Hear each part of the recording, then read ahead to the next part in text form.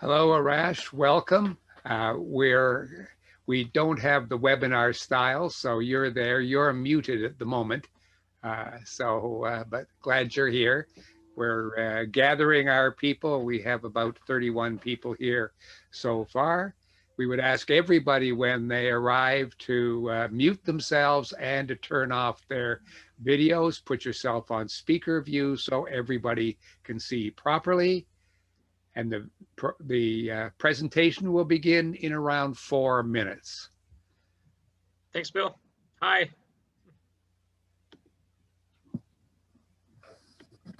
Welcome, Ron Swan. Hey. There you go. Looks like we got a great table here, right? We're coming. We have about 35 people on so far, and it's growing quickly. Yeah. Thank you for joining the C.A.R.P. Nova Scotia Medical Cannabis Webinar. We'd ask you to mute yourself and to turn off your camera. Put your system on speaker view so you can see Arash properly when he begins to speak. And the program will begin in about 3 minutes. Okay, so it's only small, right? Just a minute. You can hear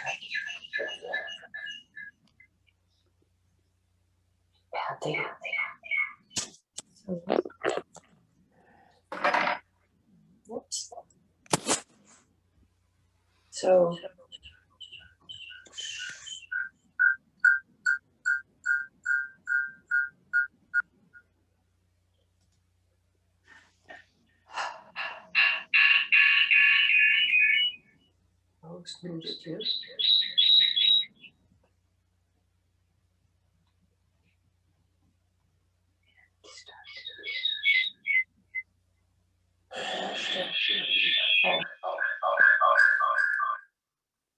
you cannot just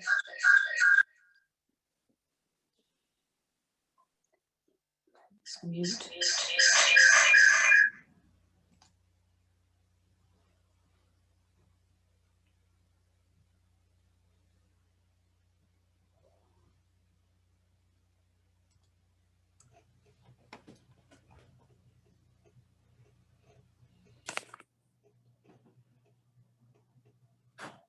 Somebody just, yeah.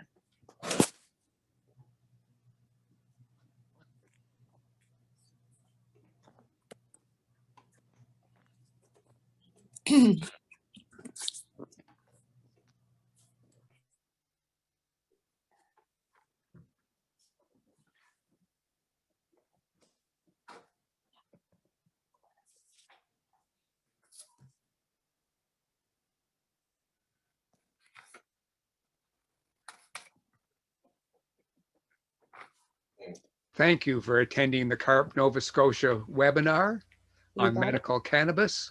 The program will begin in about 2 minutes. We'd ask you all please to turn off your video and mute yourselves so that everybody will be able to see. And to get the large view, I suggest that you go to your view panel and look at and click on speaker view so you'll only see the speaker who is speaking. Okay, so No, I don't know. Speaker view. I can hear you. Speaker view.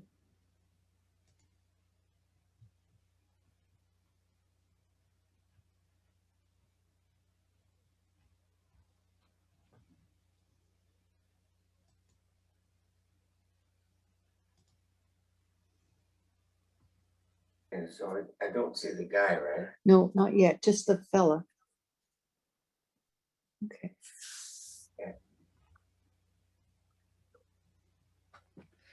If you have not muted yourself, we can hear everything you're saying. We suggest that everybody except our 2 speakers mute themselves, please. Thank you for attending the C.A.R.P. Nova Scotia Medical Cannabis Webinar. The session will begin in just a couple of minutes. We still have some people joining on, so we'll wait a moment or two and let them in, although We will get started very close to on time because we do not believe in making the people who arrived early wait for those who are late. We've got over 60 people on the webinar so far, so welcome to all of you.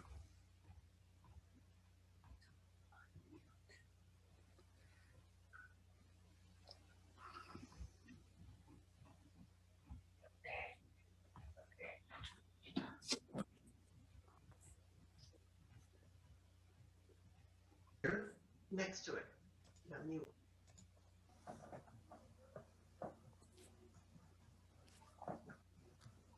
It's unmuted and then you muted it. Yeah, I know. Oh, Give me a moment. you know. Give me a moment. Unmute it. It's right there. You see, Yeah, unmute. mute. You have it on mute. You have to change Rash, it. I'm doing my best to No, mute right where you everyone, were. but for some No reason, worries. some No people worries. keep unmuting themselves. It's no problem at all. Okay. It's actually kind of entertaining.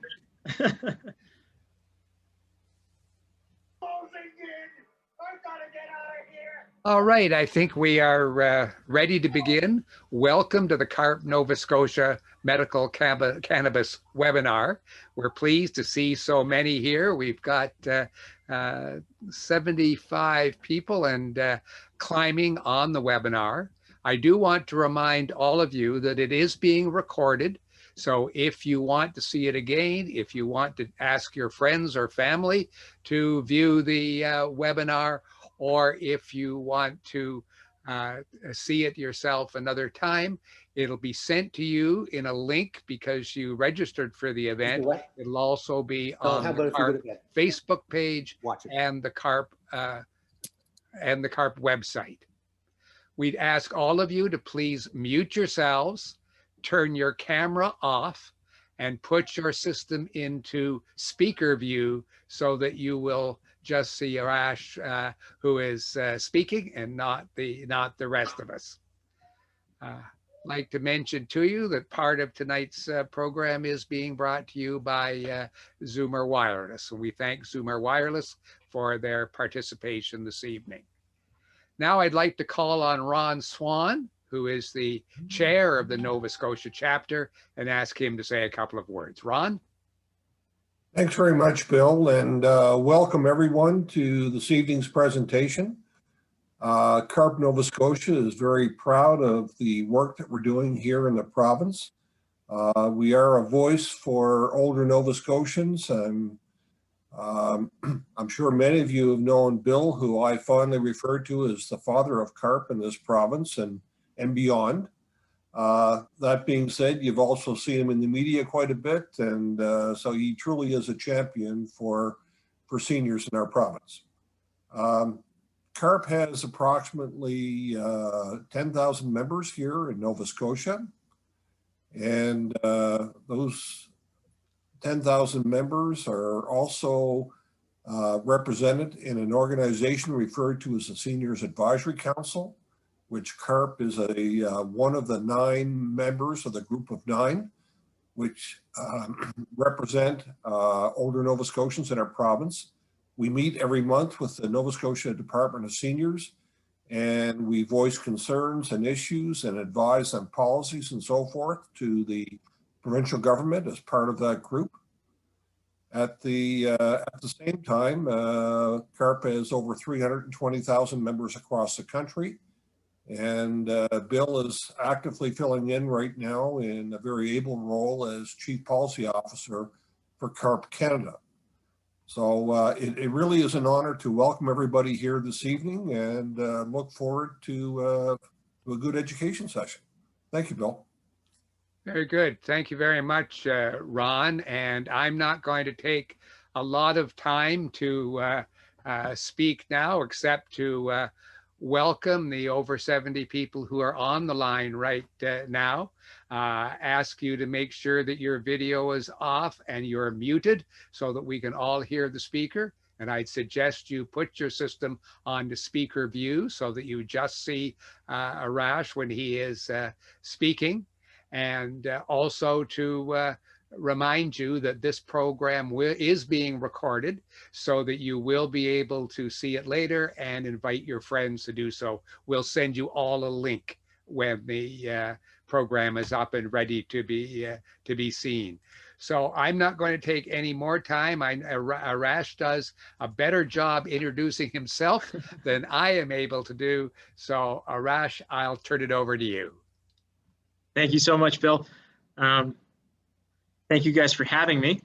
You know, I've done these presentations now for some time, but I still can't get used to not being in front of people and just doing it in front of a computer. So I always struggle with the beginning, but I promise I'll warm up to it. To introduce myself, I grew up in Calgary, Alberta, so I'm a good old prairie boy. I went to the University of Calgary for my undergrad, and then I went abroad to do my medical school. Most of my clinical rotations were in Grady Hospital in Atlanta, Georgia. And I also did a fair number of my electives in Cook County Hospital in Chicago before finally moving to Toronto. So when you complete your medical degree and you want to get into a residency position, you have to kind of prove your worth to most of these residency programs. So that is what I am in the process of doing. In the meanwhile, I had to find a way to keep the lights on. So I started working for two clinics in the city of Toronto. One was Apollo, that I currently still work for, and the other was just a basic family medicine clinic. I found that the patients at Apollo were far happier, and there was an overall just better mood in that clinic than the other job that I had, so I kind of gave them more of my time and went full-time there. So that's me. I want to start the presentation and give a bit of a breakdown and a background of Apollo as well. So give me one moment to just pull up my screen. Then I will share it with you guys and we'll get started right away.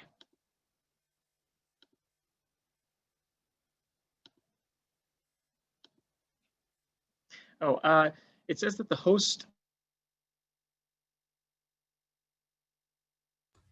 You should be able to share it, Arash.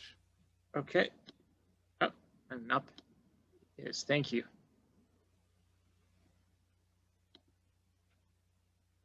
Okay. Bill, can you see my screen in the presentation's first page? Yes, we can. Thank you. Okay, excellent. So I'll get started. So initially, Apollo started as a research institution or research organization that graduated into a medical cannabis clinic. And the way it started was a small group of physicians were working in traditional pain management. They were infusing patients with lidocaine, giving cortisone shots, trying to maximize pharmacological options. And then at the end of the day, they were still finding that a lot of their patients were still struggling with their condition and they were still struggling with pain and they had no more treatment options. So they had to turn to patients, and of course, full transparency is one of the cornerstones of medicine. They said, we have no more treatment options. I am not able to give you any more of this medication or any more of this set treatment. And a lot of the patients were turning back to the doctors and saying, well, so-and-so down the hall tried medical cannabis and it really helped them out. So can you give me a prescription? And they all turned to each other and simply came to the realization that they did not know enough about cannabis to confidently give a prescription. So they did some reading, they contacted Health Canada, and they kind of looked into a small group of patients that they had within their clinic that they were going to study and see how cannabis could potentially help them. And that was literally the start of the entire process of Apollo, and it graduated into who we are now.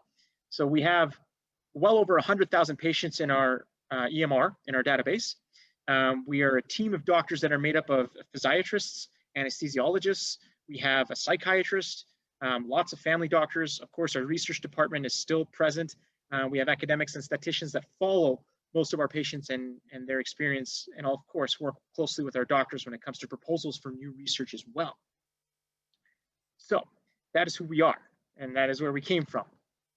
This is some of the research that we have been published for. First and foremost, we're very proud of our chronic pain research that was published recently. It was measuring quality of life and also pain scores for patients who were diagnosed with chronic conditions. PTSD is a condition that we often see in clinic. We work very closely with these patients. Our psychiatrist is often treating these patients for their set conditions, and medical cannabis is introduced after several other pharmacological options are already explored. Our goal with PTSD is obviously symptom control, symptom severity, and also the reduction of other pharmaceuticals in that patient's profile. We've worked on several other research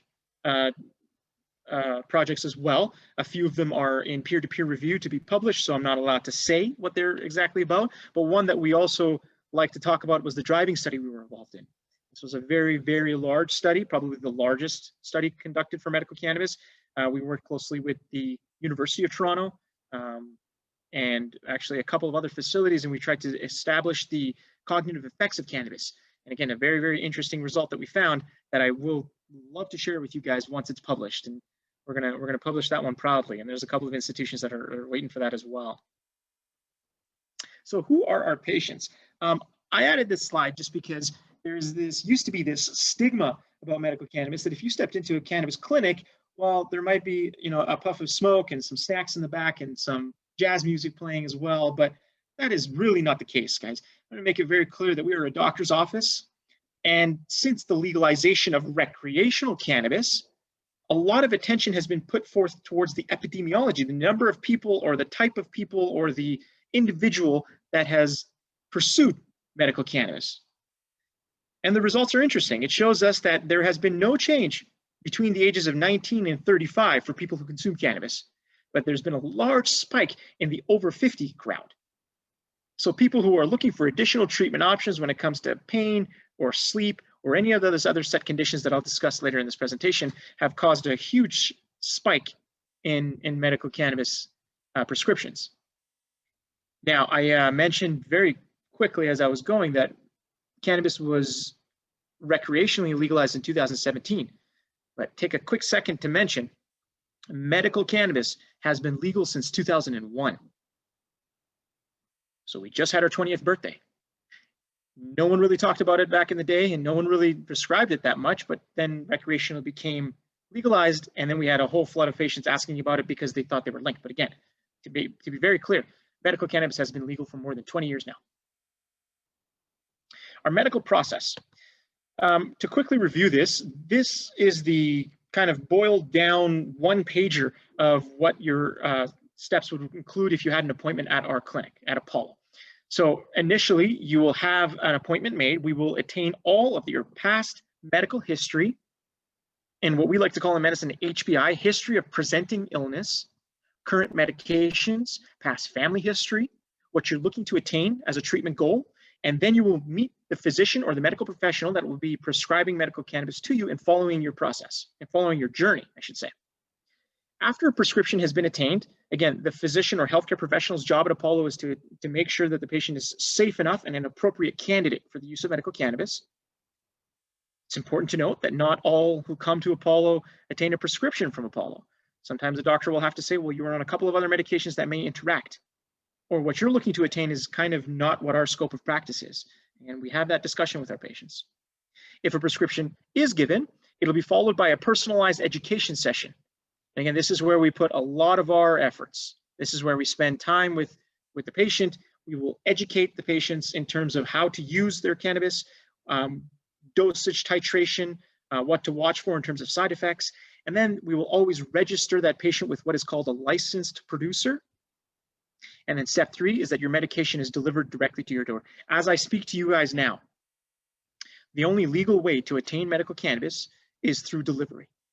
There is no set pharmacy in which you can go into with a prescription and attain medical cannabis. There are dispensaries, but there's a clear-cut difference between dispensaries and medical cannabis, and I'll discuss that as we go.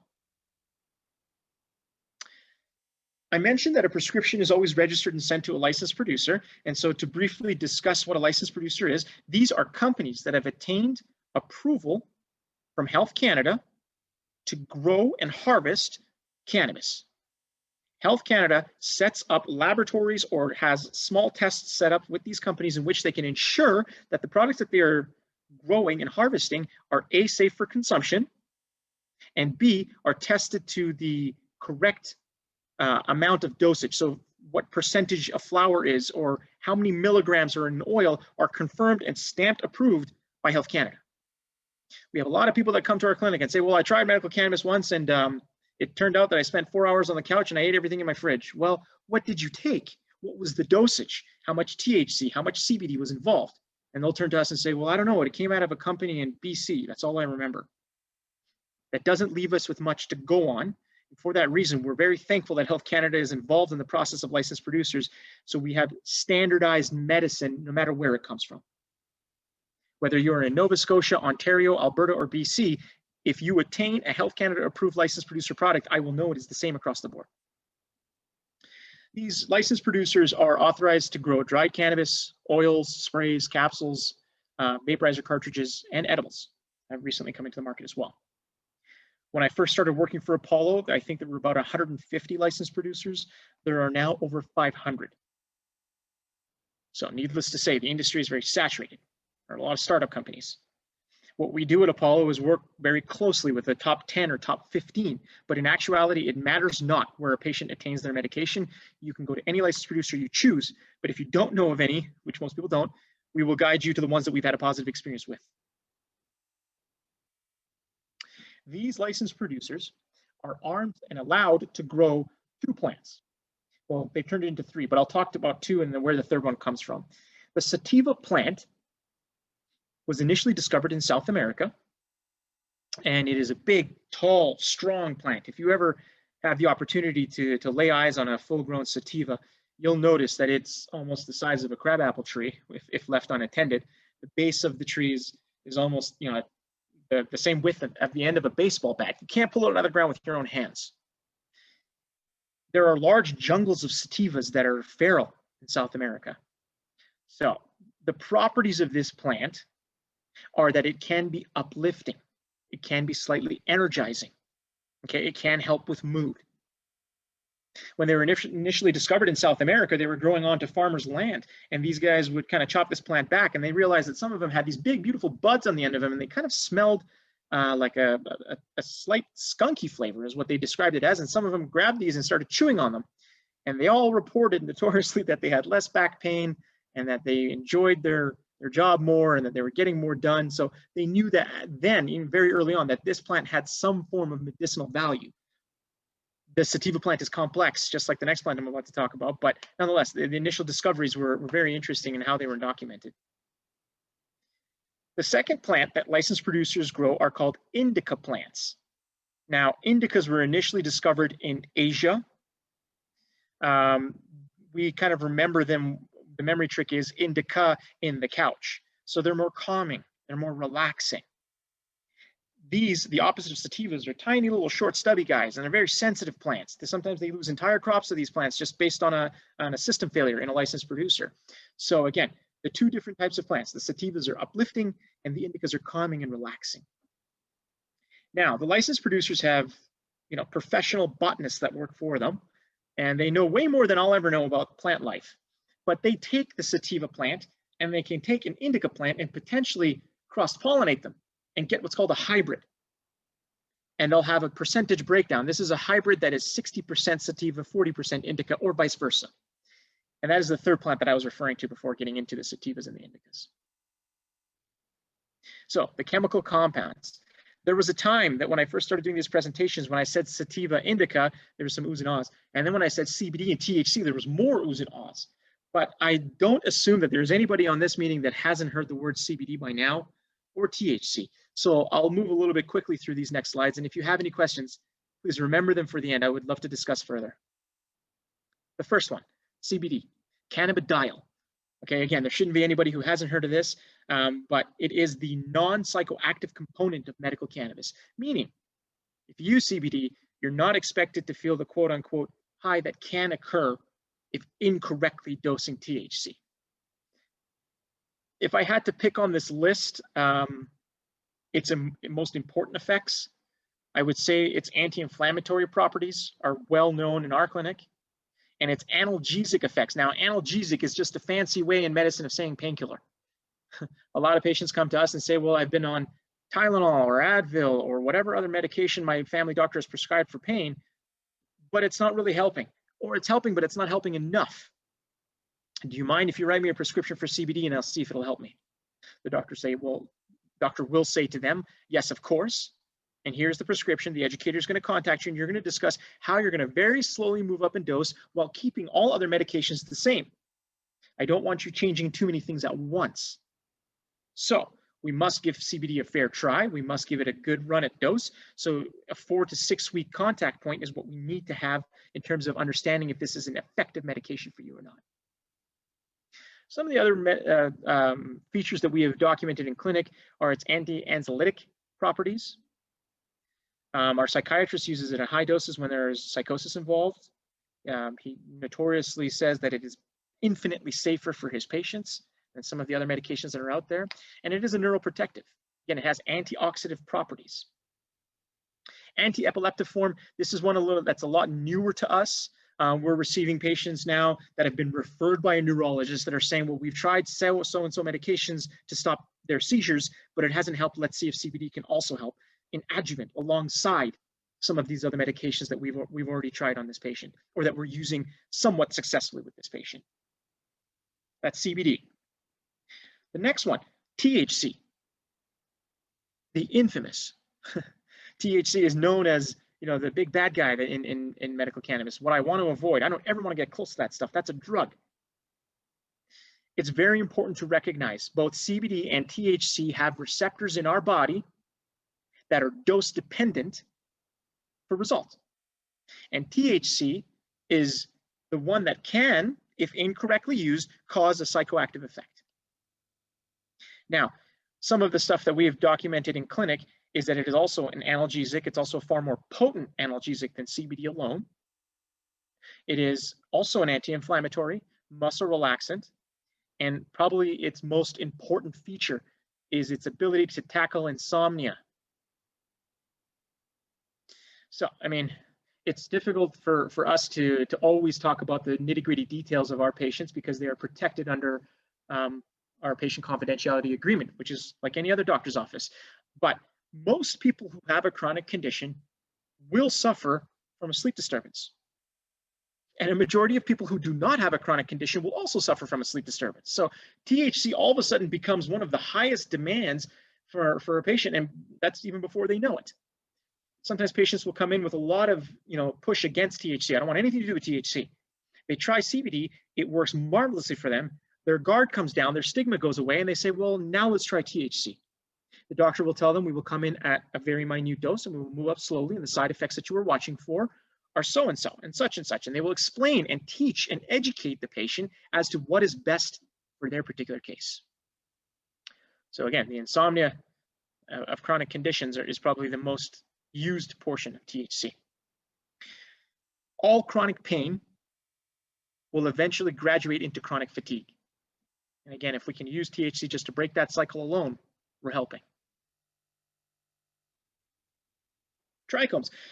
I added this slide because I thought it was very interesting, and you guys may not agree, but this is a microscopic photograph of the actual botanical, the plant of cannabis.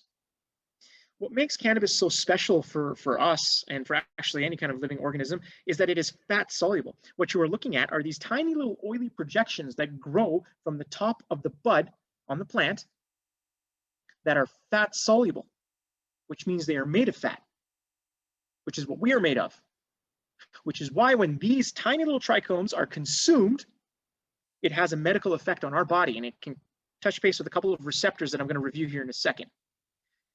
That picture of the trichomes is what this entire song and dance is about.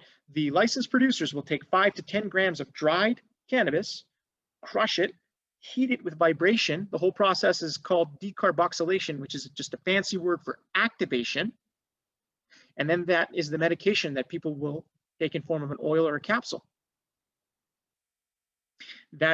This oily portion here is, again, what allows cannabis to work in our bodies. That is literally where the CBD and THC live. And then again, I thought that was interesting. So before I talk about the endocannabinoid system, just briefly, our bodies produce substances that are very similar to CBD and THC. We call them endocannabinoids. Endo, Latin for inner, and cannabinoids is just cannabinoids. So these are endogenously produced substances that our body naturally makes that can help with homeostasis or equilibrium or kind of balance in our bodies. There are synthetic cannabinoids known as nabilone and Sativex. For any given reason, reasons that we can't explain, they haven't been very effective in treatment. And then, of course, we have phytocannabinoids, and those are the ones that come from the plant, and that is what we harness, and that is prescribed to patients when seen at Apollo. So this is the slide that I usually spend the most time on. Sorry, guys, I'm just going to move this out of the way so I can see it a little more clearly. So if we look here, there is the CB1 and the CB2 receptor, okay? THC and CBD receptors. Sometimes people will say, well, I came to use CBD for my back pain, but all of a sudden my migraines are occurring less, my knees don't hurt as much, and I'm sleeping better. What's going on? How come this is affecting so many parts of my body? And this slide really clarifies that for any patient who has a question regarding that. These receptors can be found everywhere. Okay, in the previous slide, I had another picture of the human body here. Again, in medicine, when you see a receptor everywhere, we call it ubiquitous, which is just a fancy way of saying everywhere. One of the bigger systems involved is the large and small intestine. Both CBD and THC receptors are found there. Leaving chronic diagnosed conditions away, just the average individual causes tons of free radical injury to their digestive system every day.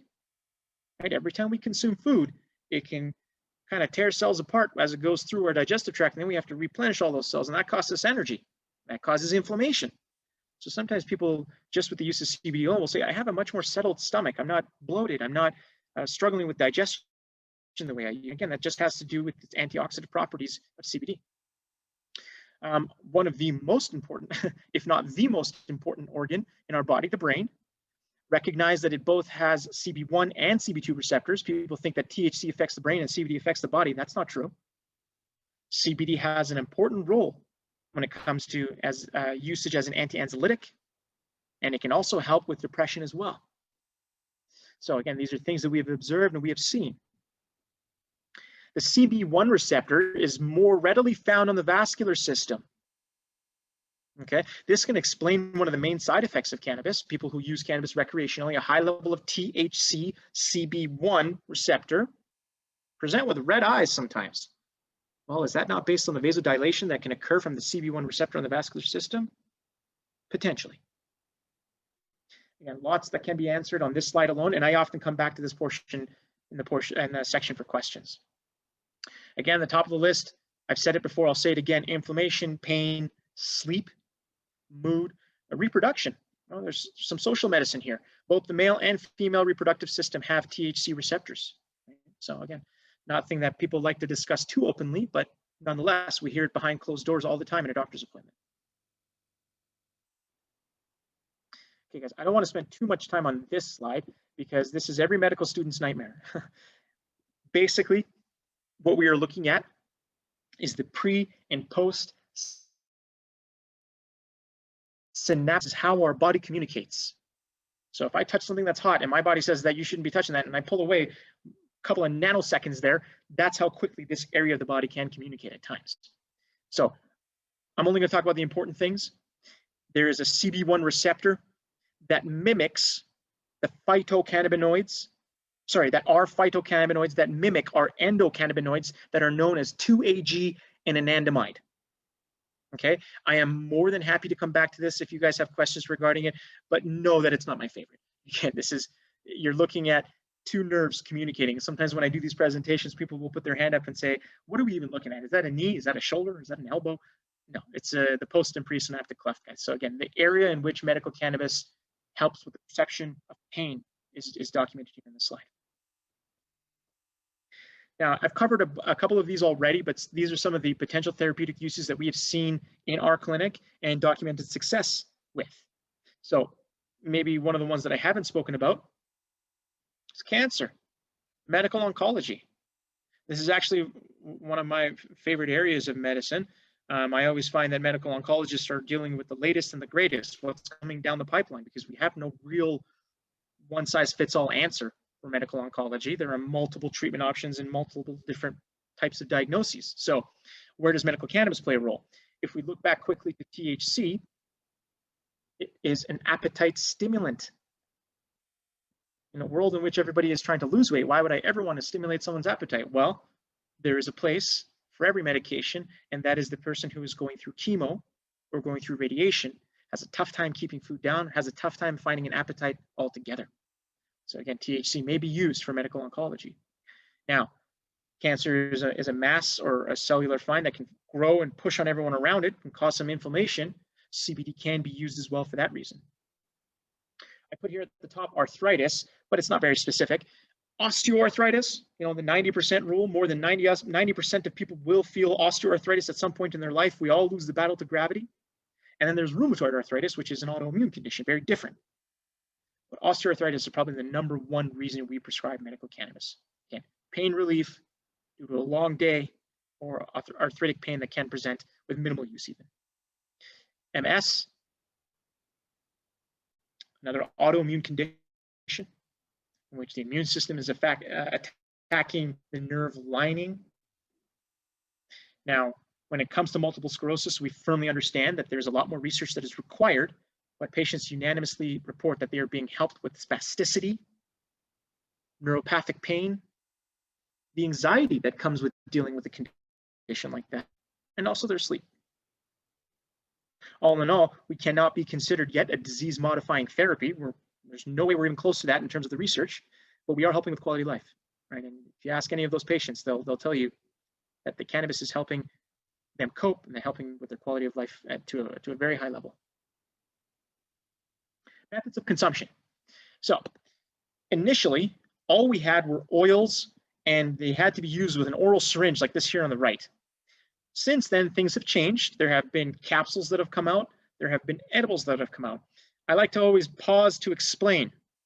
Anytime we ingest any form of medical cannabis, whether it's in a gummy or a chocolate bar or a brownie or a capsule or an oil, it must go through what is called first pass metabolism. So initially, when you consume it, it goes into your stomach, down into your intestine. Your liver is the organ that is in charge of redistributing all fats.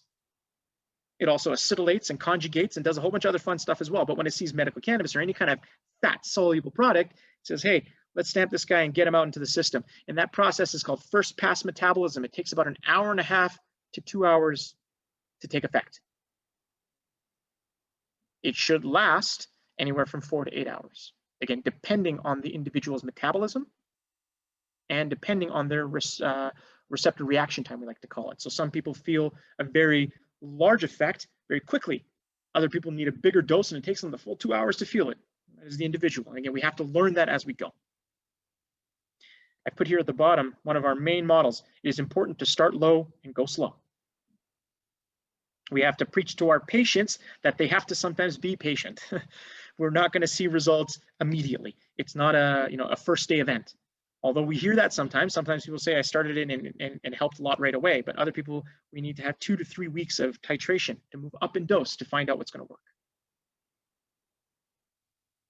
The second method of consumption is inhalation or vaporization. Guys, I'll take a brief moment here to explain. Health Canada approved vaporizers or medical devices that are used for vaporization are not the same as the vaporizers that we see kids using all the time. The ones that take just a few seconds and they have a huge cloud of smoke around them. I sometimes see them when I'm driving in the city and I think, I can't believe that guy is using that in his car. He probably can't even see out of his windshield. I can barely see him. Medical vaporizers take the botanical plant, the dry plant matter, and dehydrate it to a point in which a steam or mist is released, and a patient will inhale that. The advantage is its acting time, within 5 minutes, okay? As quick as it comes, it also leaves. It's about a 1 to 4 hour window, whereas in the edible form, we were asking for 4 to 8 hours. So 4 to 8, I should make that clear, not 48. Nonetheless, vaporization acts very quickly, and there are set conditions and places in which it is very beneficial. First and foremost, mental health, PTSD. Extreme anxiety, panic, or PTSD are conditions which a vaporizer may benefit the patient. PTSD is a condition in which somebody's sympathetic tone, their fight or flight, can be turned up so high that they go back to a war zone and they're sitting in the middle of a children's birthday party. So it becomes a very, very extreme situation for them. And I can't, in my right mind, or a physician in their right mind cannot tell them, well, here, take CBD capsules and wait 2 hours. So vaporization can really benefit those people. And it's also another misconception to think that anybody who is vaporizing is using THC. That is not the case.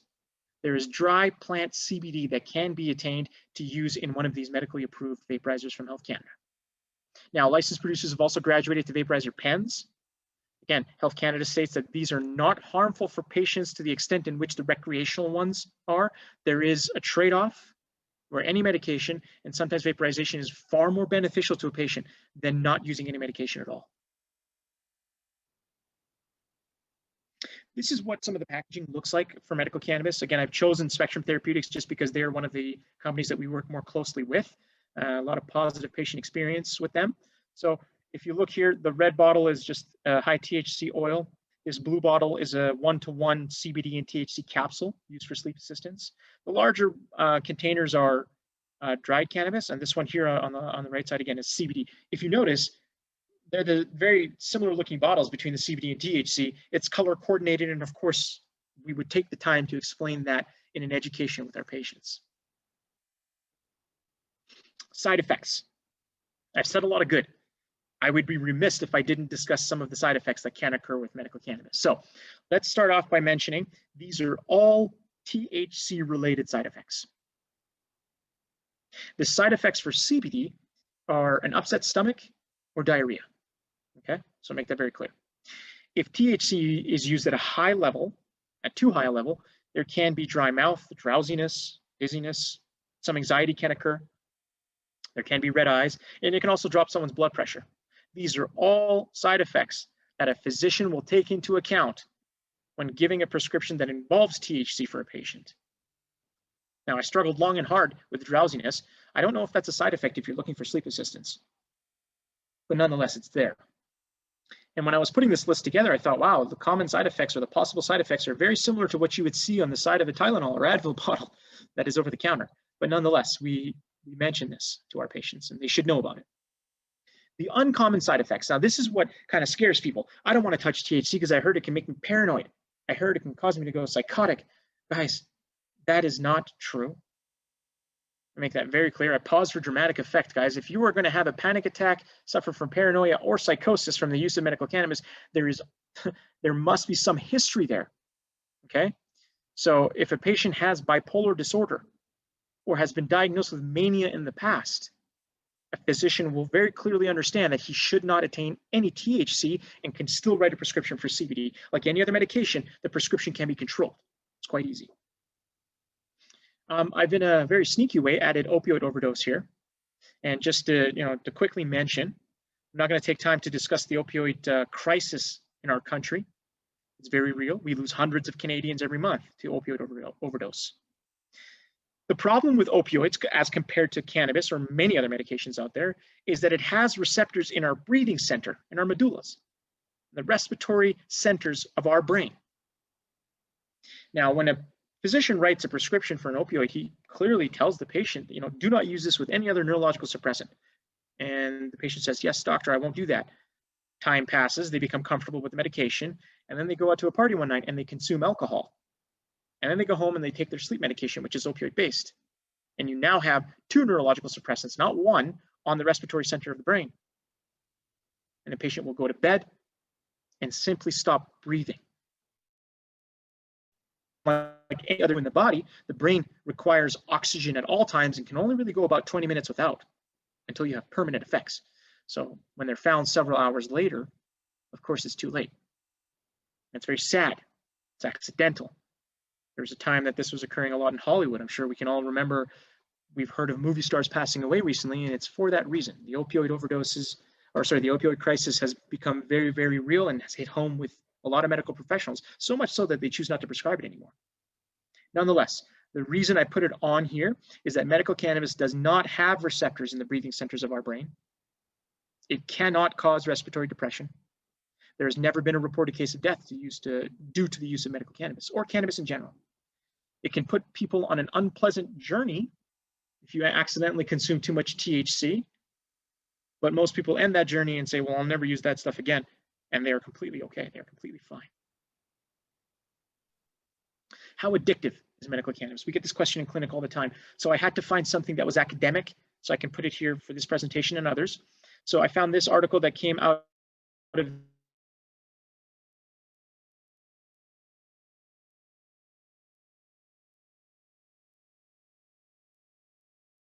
the cannabis study found that 9% of people who smoked cannabis recreationally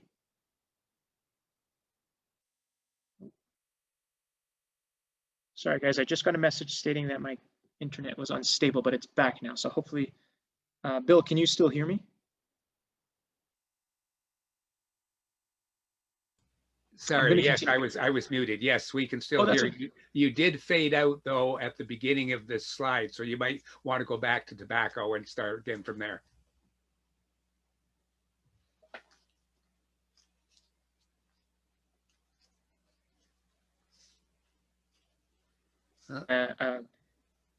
Sorry?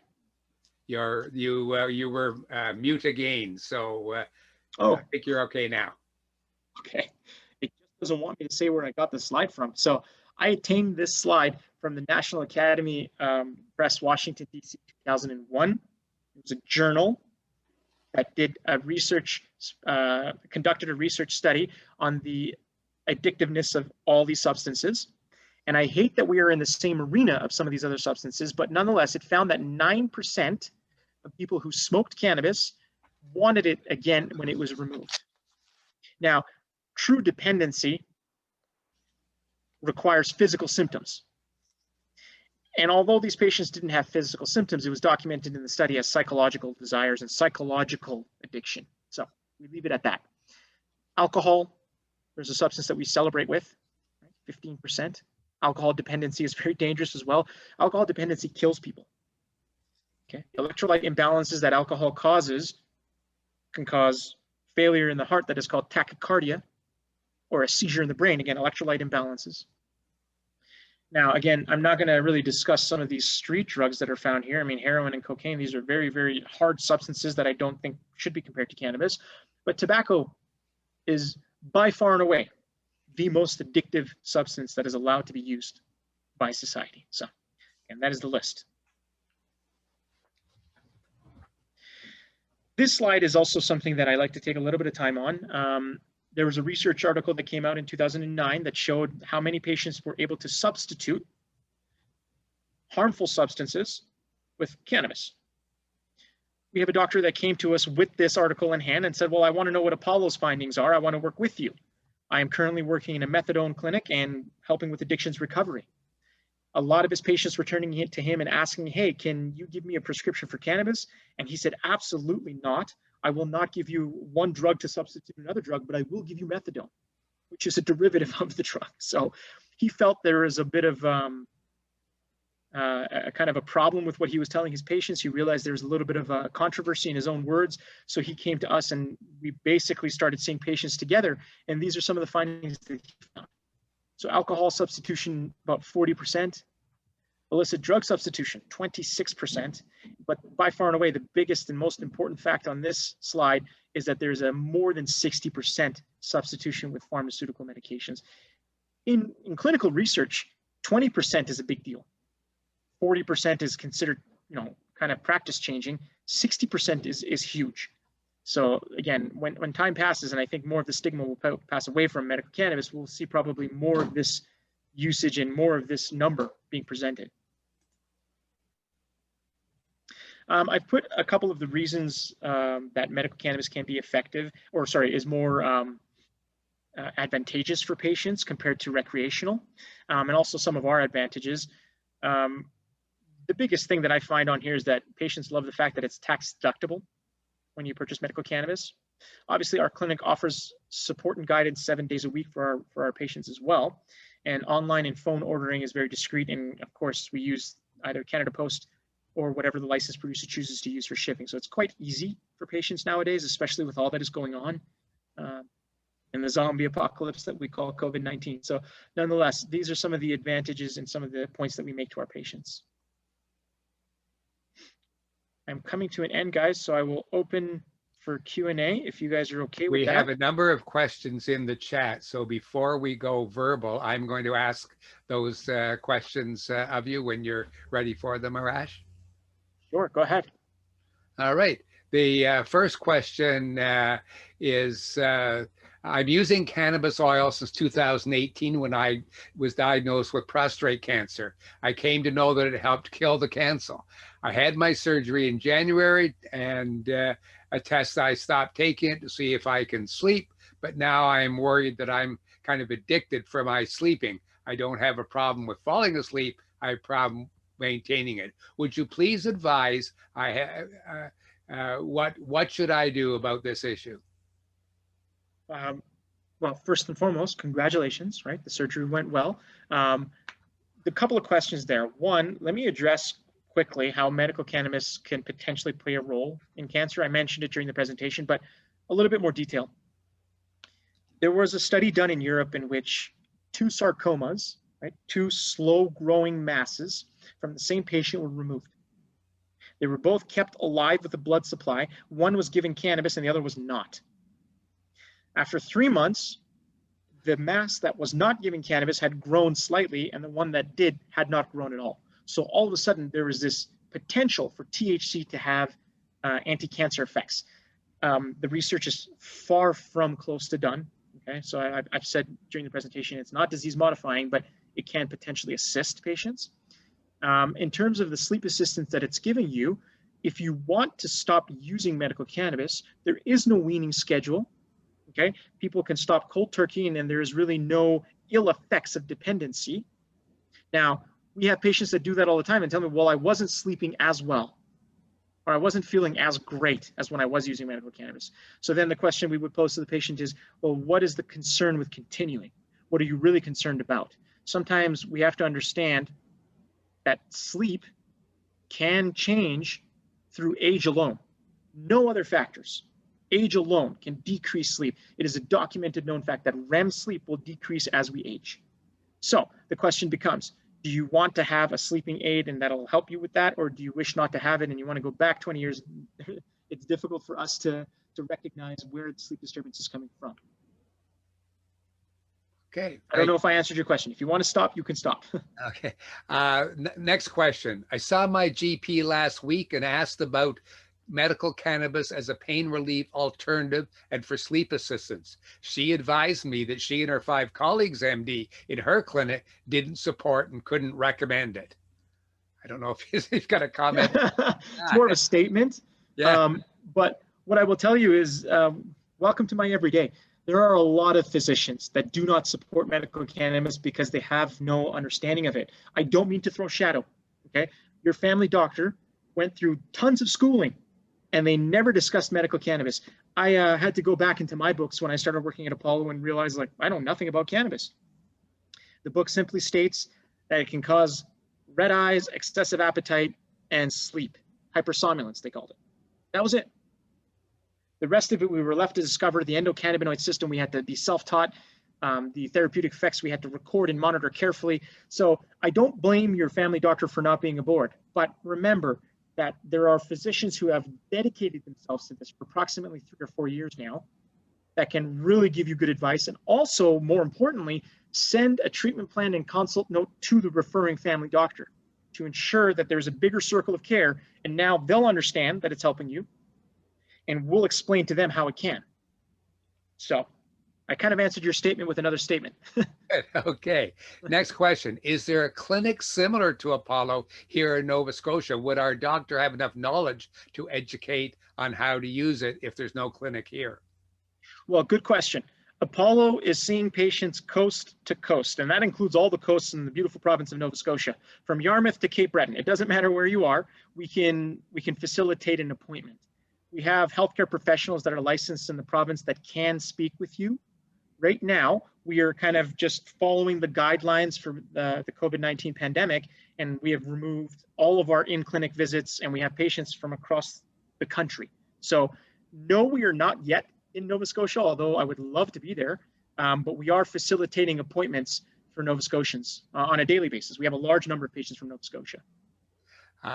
Next one, sold on the benefits of medical cannabis, but never know what to ask for at the Nova Scotia Liquor Commission where it's sold here. Spray, gummies, pills, edibles, oil. What are best? The employees aren't able to give any advice or any suggestions there.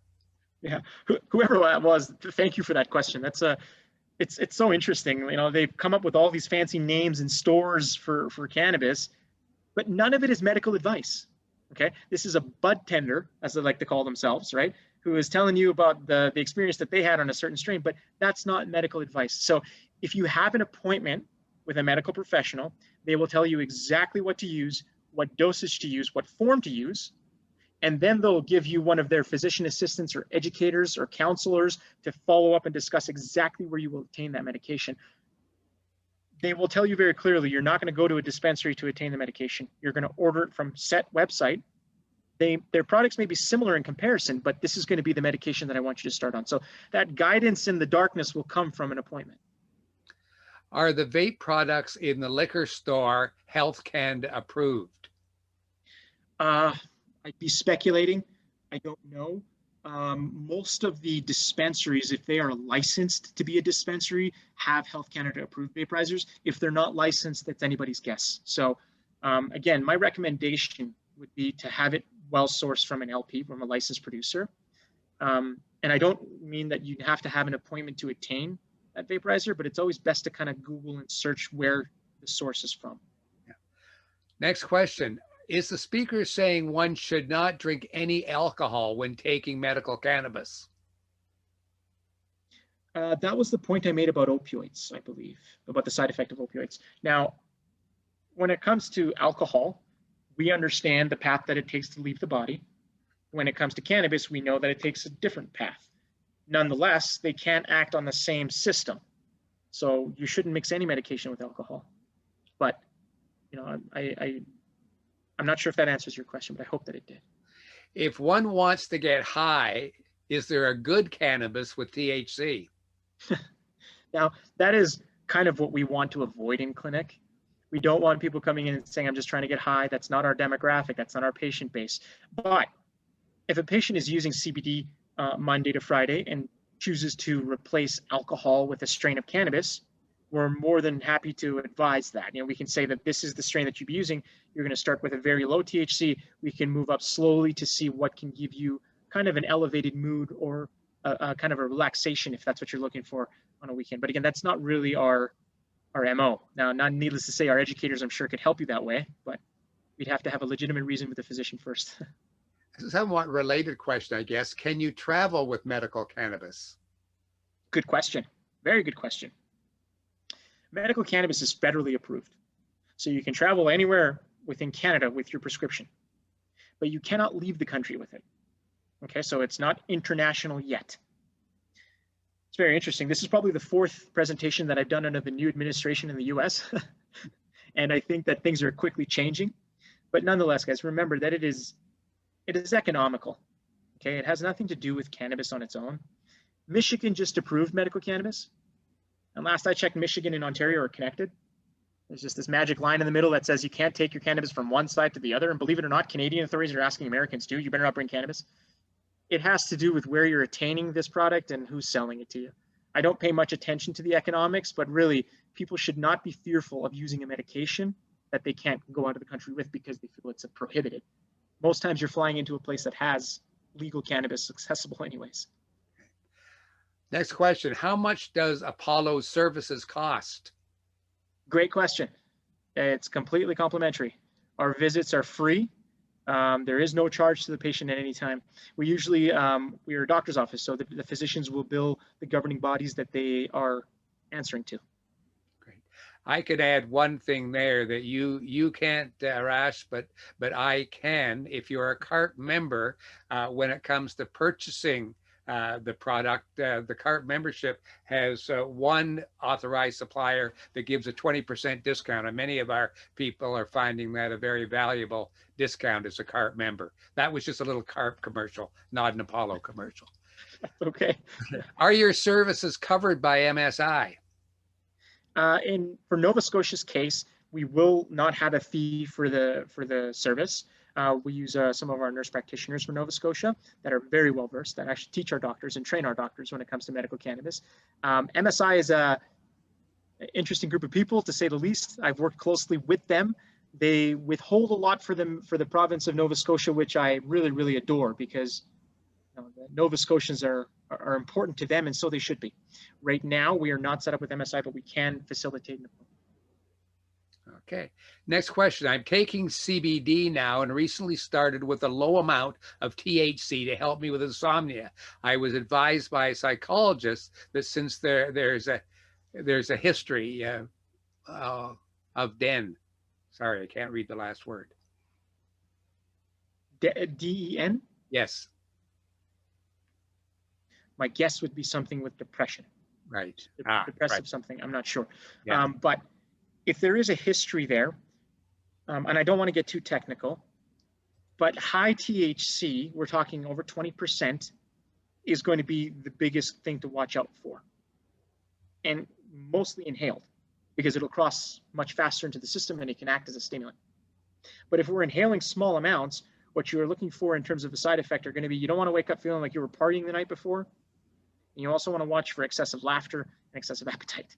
So those are the things that we watch for. Now, if I know what your exact condition is that you're asking about, I'll be able to further expand on that if they want to resend that question. But nonetheless, those are the side effects that we counsel our patients regarding.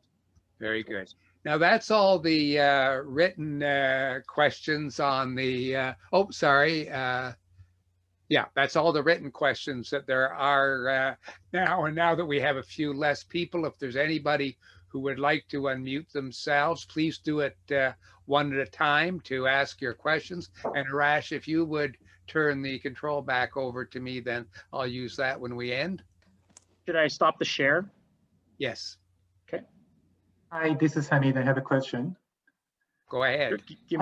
As a safety, I'm the same person that has that cancer question, the first question.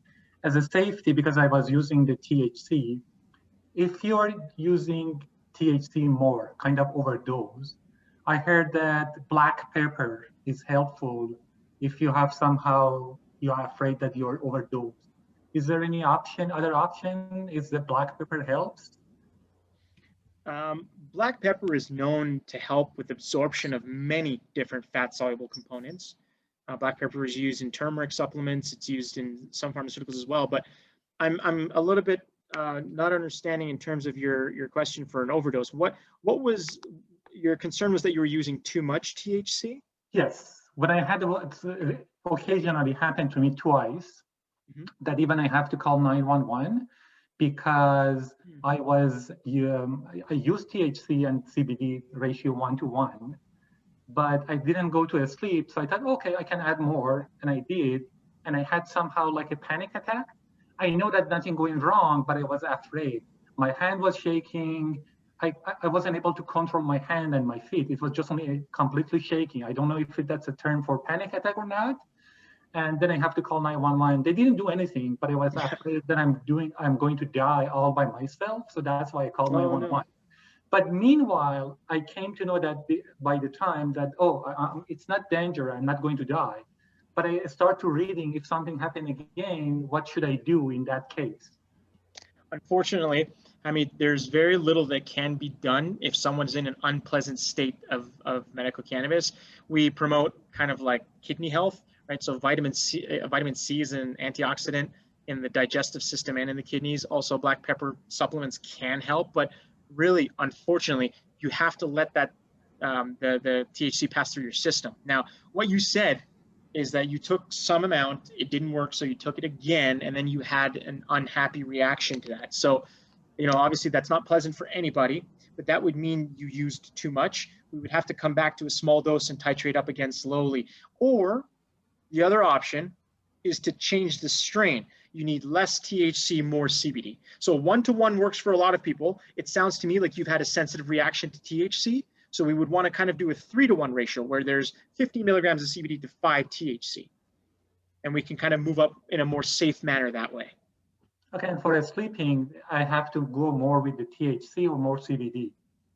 THC is the central nervous system guy, right? So he's going to have a better effect on the central nervous system. So you would want THC involved, but to an extent that you're not going to feel what you felt. So for you, it sounds like we just haven't found the right dose, which is the biggest problem that we have with medical cannabis. It's honestly difficult for us to find the dose for an individual. Thanks. All right. Do I see another question? Here's one. Can you talk about hangover feeling from cannabis next day? Yeah. So again, if someone uses a high level of THC, too much THC, the body will work through to metabolize that, and then someone will wake up like they've kind of just been partying the night before, and that's not what we want. You have two options if that occurs. One, to use your medication earlier in the evening. If you're still feeling the effects the next day, well, then you need to give your body more time. So instead of taking it at 10 p.m., I want you to take it at 8 p.m. The other option is to reduce the dose. Sometimes when we do that, we lose efficacy. So again, it becomes a fine balance as to finding, again, the right dosage. One other question online. Are edibles prescribed in combination with vape products? Yes. Yes. So sometimes a patient's pain will be so extreme that they'll say, I'd like to vaporize immediately. Let me give you guys an example. There's a patient who had a motor vehicle accident that was considered very catastrophic. This patient, upon awakening, would use CBD-based inhaled form cannabis to kind of just slow their pain down. They'd get out of bed and they would immediately take CBD capsules. So 1 to 2 hours for the dry form to wear off and about 1 to 2 hours for the edible form to come in to play a role. So he's kind of just covering his bases that way, and then he's good all day to keep his pain levels lowered. So yes. Very good, thank you. Well, we've come to 8 o'clock, the end of our time. So Arash, I want to thank you very, very much. I've had a number of comments, as you'll see in the chat, of how much people enjoyed and appreciated the presentation. And I would suggest that if people want some more information about the C.A.R.P involvement with this, that they go to the carp.ca website. We have recorded this program, and we'll share the link to it with all of you within the next day or so people will be able to have it. And I want to once again thank Zoomer Wireless for their support in making this possible today, and also for the educational support of Boehringer Ingelheim. So Arash, do you have any closing words for us before we all say goodbye? Just a big token of gratitude. Thank you for having me. And I'm seeing all the kind comments. So thank you so much. And all the best and good health. Thank you so much. Thank you, everyone. Thanks. Stay tuned for our next presentation, be coming up next month, and we'll be letting you know soon what it's going to be. Thanks, Arash. Yeah, no problem. Take care.